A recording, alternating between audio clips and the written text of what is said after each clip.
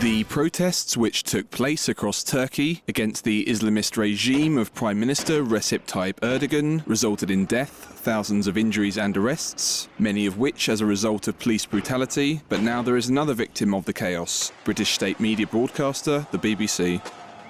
A close ally of Erdogan, Ankara's mayor, recently described a BBC Turkish reporter as an English agent, launching a campaign against her on Twitter. This subsequently triggered a counter-campaign calling the mayor a provocateur, which became the most trending topic on the social media site. The BBC has since accused the Turkish authorities of unwarranted efforts to discredit the organisation and of journalist intimidation.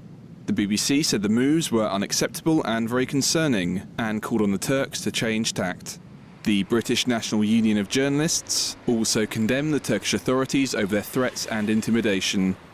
The online confrontation follows a recent announcement from the BBC that it had suspended its partnership with Turkish broadcaster NTV following their decision not to transmit the BBC programme World Agenda, which had been broadcast for 5 days a week since 2010 due to its reporting of the turmoil within Turkey.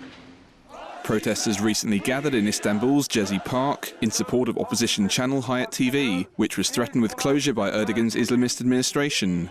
Meanwhile, news channel CNN Turk chose to show a 3-part documentary on penguins, rather than battles between protesters and the police on the streets of Istanbul.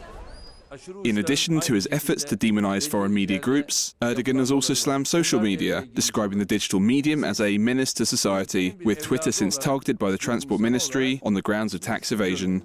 The moves by Erdogan's regime raise concerns over the increasing grip of Islamist social conservatives on society and the media.